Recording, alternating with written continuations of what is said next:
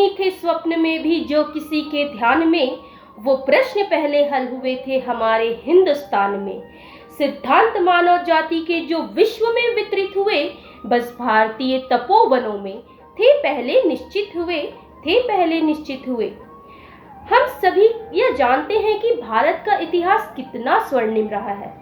क्योंकि हमने गुलामियों की बेड़ियां सही है, तो हम आजादी का अर्थ सही मायने में समझते हैं कि आजादी होती क्या है।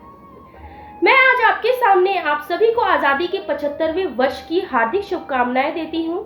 और आज जब हम आजादी का अमृत महोत्सव मना रहे हैं, तो आज आजादी क्या है और क्या होनी चाहिए, हम किस प्रकार से आजादी मनाते हैं और किस प्रकार आजादी होनी चाहिए, इस पक्ष को आपके सामने रखना चाहूंगी।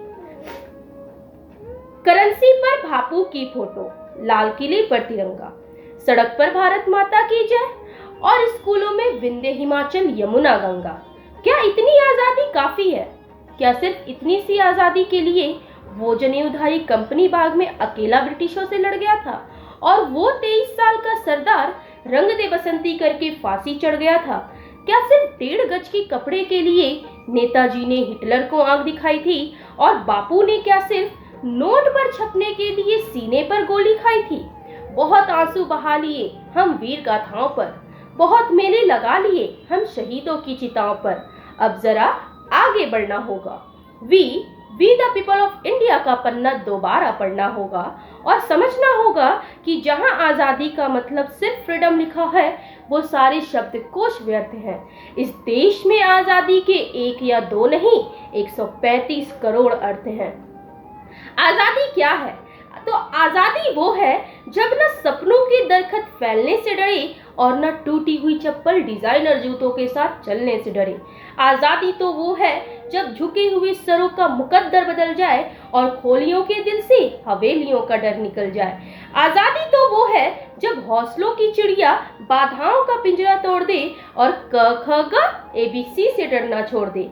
आजादी तो वो है जब अमन के गीत गाते हुए हमारे गले से लहू ना आए और अमरूदों के मौसम में बारूदों की बू ना आए।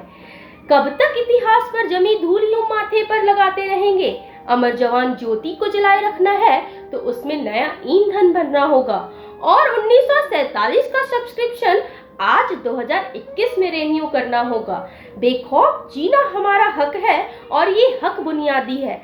आप बस बढ़ते रहिए, अगले मोड़ पर थोड़ा सा आगे आजादी है, थोड़ा सा आगे आजादी है। और आज मैं उन सभी ओलंपिक्स में विजयी हुए खिलाड़ियों को बहुत बहुत शुभकामनाएं देती हूं और उन खिलाड़ियों को जो विजयी नहीं भी हुए परंतु ओलंपिक्स तक पहुंचे, ये उनके लिए बहुत सौभाग्य की बात है। और हम भारतवर्ष के लिए, भारतवासियों के लिए भी बहुत बड़ी सौभाग्य की बात है कि आज भारत का परचम पूरे विश्व भर में लहराया है।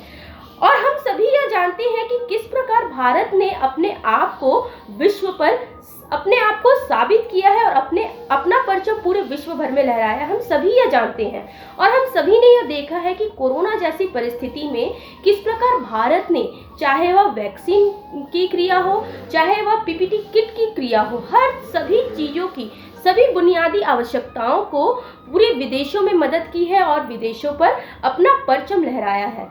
तो मैं कौन हूँ और आज की युवा कौन है और हम कौन हैं, इस पर मैं एक छोटी सी कविता कहना चाहूंगी कि इतिहास का मैं आईना हूँ, तहजीब का रंग सुनहरा हूँ, गंगा जमुना मेरी आंखें, मैं नए भारत का चेहरा हूँ। मैं कल भी था, मैं आज भी हूँ, मैं नवयुग का अंदाज भी हूँ।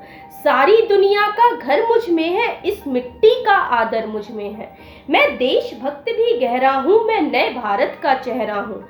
मैं बेटी के मुस्कान में हूँ, मैं नारी के सम्मान में हूँ। विज्ञान में और किसान में हूँ, हर वीर और जवान में हूँ। मैं सीमाओं का प्रहरा हूँ, मैं नए भारत का चेहरा हूँ, मैं नए भारत का चेहरा हूँ। अब चांद पे पांव जमाना है, सूरज को आंख दिखाना है। अब नया सवेरा लाना है, संकल्प नया दोहराना है। न ठहरा था न ठहरा हूँ, न ठहरा था न ठहरा हूँ, मैं नए भारत का चेहरा हूँ, मैं नए भारत का चेहरा हूँ। तो मैं कौन हूँ? मैं इतिहास का आईना हूँ, आज का यूथ हूँ। और आज का यूथ जो है बहुत सारी चीज़ों को करने के लिए कामयाब है और बहुत सारी चीज़ों को बहुत ही ऊर्जावान तरीके से कर सकता है। यूथ ही नहीं, हमारे प्रौढ़ वर्ग के लोग और हमारे जो वृद्धावस्था के जो हमारे बुजुर्ग हैं वो भी, और हमारे जो बच्चे हैं किशोरावस्था, सभी लोग इस देश को आगे बढ़ाने के लिए अपना संपूर्ण योगदान दे सकते हैं और इस देश में अपना परचम, अपने भारत को विश्व गुरु बना सकते हैं। तो आज मैं आप सभी से ये कहना चाहूँगी कि आज हम आज़ादी का अमृत महोत्सव बना रहे हैं और आज आज़ादी का 75 वर्ष पूरा हो चुका है।